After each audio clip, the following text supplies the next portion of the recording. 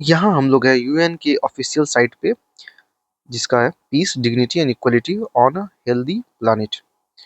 और ये कुछ इंटरनेशनल ईयर डिक्लेयर करते हैं, तो इसे समझते हैं हम लोग। देखिए 2019 को 2029 को international year of asteroid awareness and planetary defence के लिए रखा गया है। 27 जो है, देखिए 28 यहाँ पे स्किप्ड है, और 27 है international year for sustainable and resilient tourism. तो 7 is for tourism, 7 is also for Thala, तो tourism.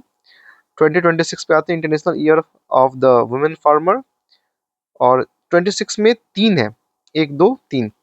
International year for volunteer for sustainable development and year for range land and pastoralist. तो women farmer, range land, pastoralist and sustainable development.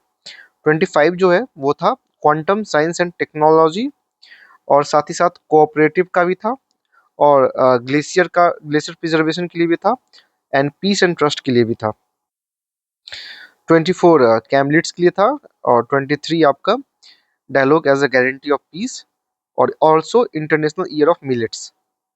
तो इसके beyond जाना तो मुझे कुछ उतना कुछ खास तो लग नहीं रहा है, पर ये जो है ये फिर से रिपीट हो सकता है, डेट इज 2029, जो कि है awareness for asteroid and planetary defence, और ये है resilient tourism. 6 is for farmer. तो इस क्वेश्चन को हम लोग देखते हैं। यहाँ international year of women farmer, ये 26, ये करेक्ट है। देखिए टूरिज्म और 7 थाला ऐसे याद रखे थे हम लोग, तो ये भी करेक्ट है। पीस एंड ट्रस्ट, हाँ ये भी सही है 25। And awareness for asteroid and planetary defence, तो ये 2029, ये भी सही है। तो इसका आंसर होगा डी, ऑल फोर। अब यहाँ हम लोग के पास है बिम्स्टेक टॉपिक। इसका जेनेसिस देखते हैं। Regional organisation establish in 1997 with signing of Bangkok declaration. तो बैंकॉक डिक्लेरेशन से ये आपका बिम्स्टेक निकल कर आया है। It was originally formed with 4 member, Bangladesh, India, Sri Lanka and Thailand. तो ये India was is founding member. Secretariat इसका ढाका बांग्लादेश में है, यहाँ पे लाई करता है। सो मेंबर स्टेट्स जो है वो टोटल 7 है, Bangladesh, Bhutan, India, Myanmar, Nepal, Sri Lanka and Bhutan. इसे देखते हैं। श्रीलंका, म्यांमार, थाईलैंड, आपका यहाँ भूटान है, यहाँ नेपाल है, इंडिया ऑफ कोर्स। तो 1 2 3 4 5 6 7। और ये देखिए ये जो कंट्री है ये बे ऑफ बंगाल के करीब है। तो बे ऑफ बंगाल के करीब सिर्फ आपका एक, दो, तीन और चार ही कंट्री है, और ये एक्सेप्ट जो हमारा ये दो फ्रेंड कंट्री जो नेपाल और भूटान है, ये भी मेंबर है।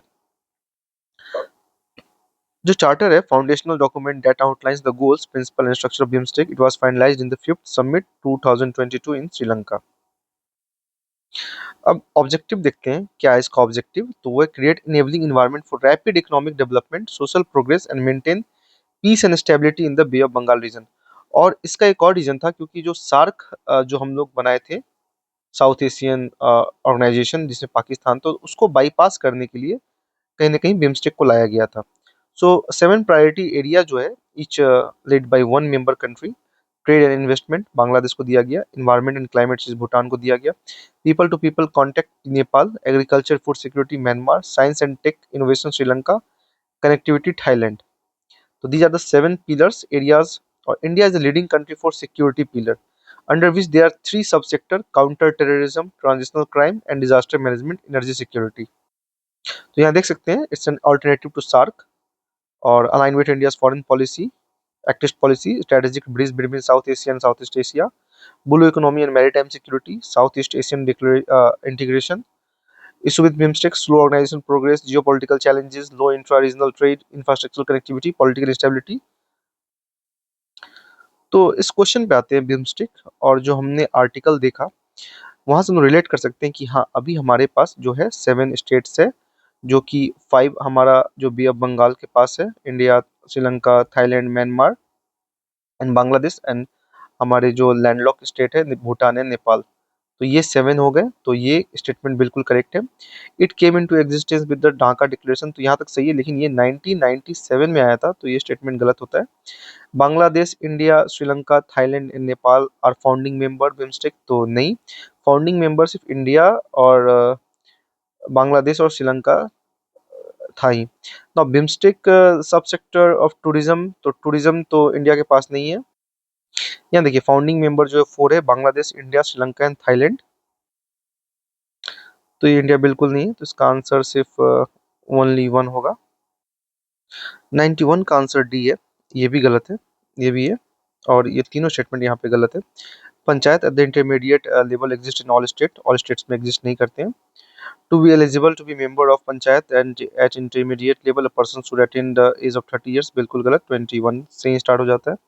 The chief minister of state constitute a commission to review the financial position of panchayat at the intermediate level and to make recommendation regarding the distribution of net proceed of taxes, तो ये chief minister नहीं, governor के द्वारा start किया जाता है, तो ये डी होगा। 90 पे आते हैं, ये है which organization has enacted the NRL to tackle the climate change and biodiversity loss, तो इसका आंसर है यूरोपियन यूनियन।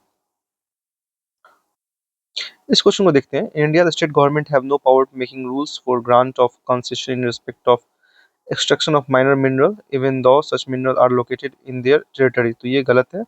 स्टेट गवर्नमेंट के पास पावर है टू डिक्लेयर माइनर मिनरल, जैसे कि सैंड आपका जो वो शायद माइनर मिनरल में ही आता है, तो स्टेट के पास पावर होता है। So in India the central government has power to notify mineral minor mineral under the relevant law, तो ये करेक्ट है। तो इसका आंसर आपका होगा statement 1 is not correct but statement 2 is correct. तो यहाँ पे इस क्वेश्चन में देखते हैं, if any question arises whether member of house or people has become subject to disqualification under 10th schedule, the president decision is accordance with, तो यहाँ पे एक्चुअली स्पीकर के पास पावर है under 10th schedule anti defection law के अंदर, and there is no mention of the word political party in constitution, तो ये मेंशन किया गया है 10th शेड्यूल में ही आर्टिकल में, सो इसका आंसर होगा D.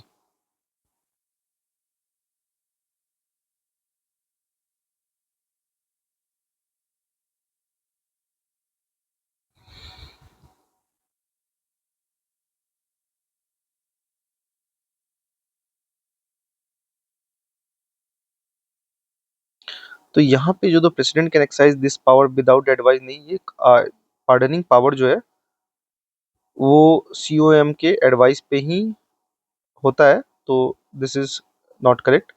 Now, the exercise of this power by the president can be subjected to limited judicial review, तो ये सही है, इसका आंसर ये। Now, इस क्वेश्चन में artificial way of causing rainfall to reduce air pollution makes use of A silver iodide and potassium iodide।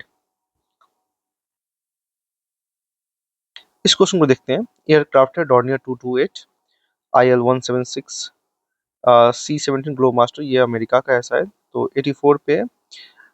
इसका answer होगा ओनली 2, ये जो है दिस इज नॉट करेक्ट। इस क्वेश्चन पे आते हैं, consider following space mission axiom 4, SpaDeX and Gaganyaan.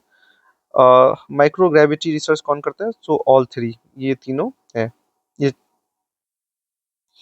इस क्वेश्चन को देखते हैं। Indian railway have prepared a national rail plan to create a future ready railway system by 2028, this is not correct. Kavach is an automatic train protection system developed in collaboration with Germany, ये भी गलत है।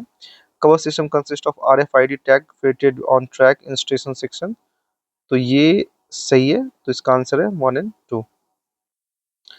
इस question का answer है some rare earth elements are used in the manufacture of flat television screen and computer monitors. Some rare earth elements have phosphorescent properties, तो ये दोनों सही है। अभी मैं बस इसका आंसर बता रहा हूँ, और मैं एक अनदर एक लास्ट वीडियो लाऊंगा जिसमें मैं सारे टॉपिक का एक का एक्सप्लेनेशन एक ही जगह रख दूंगा। 78 है, इसका आंसर है सेल्फ रेस्पेक्ट पेरियार, ईवी रामास्वामी विनायकर। इस क्वेश्चन को देखते हैं। Who provided legal defence to people arrested in the aftermath of Chauri Chaura incident, तो इसका आंसर है मदन मोहन मालवीय एंड कृष्णकांत। यहाँ देखते हैं, the famous female figurine known as dancing girl at Mohenjodaro is made up of, so ये ब्रॉन्ज था।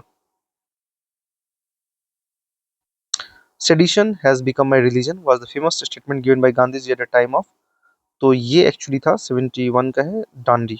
सो publicly violating salt law at Dandi. इस पे 74 पे आते हैं, subsequent to which of the following events Gandhi ji who consistently oppose untouchability and appealed for its eradication from all spheres, they decided to include upliftment of Harijans in his political and social program। तो इसका answer है दी Poona pact, और ये हुआ था आपको 24 सितंबर। इस question देते हैं, the following fruits papaya, pineapple, guava, how many of the above were introduced in India by Portuguese in the 16th and 17th century? तो ये है all three। इस क्वेश्चन को देखते हैं, consider following country UK, Denmark, New Zealand, Australia and Brazil, how many of the above countries have more than 4 time zones? तो इसका answer है ओनली 3। 77 का आंसर है ओनली 1। इस क्वेश्चन को देखते हैं, country Botswana is famous for diamond, Chile is lithium, Indonesia is for nickel. तो ये करेक्टली मैच्ड, तो all the three are correctly matched. इस क्वेश्चन देखते हैं, region and country Mallorca Italy, Normandy Spain, Sardinia France. तो ये तीनों गलत है, इसका आंसर होगा डी नन। 65 इसका आंसर है ए। 61 इसका आंसर है डी। 46 का आंसर है HMX, इसका आंसर है high they are explosive in military weapons. C का आंसर है ए। क्वेश्चन नंबर 39 पे आते हैं, यहाँ प्लांट दिया हुआ है और डिस्क्रिप्शन दिया हुआ है, और इसका आंसर मैं अभी बता देता हूँ। इसका आंसर है ओनली 3। 40 पे आते हैं, विथ रेफरेंस टू प्लानिट अर्थ, ये rain forest, maritime phytoplankton and well oxidated. तो इसका आंसर है बी ओनली 2।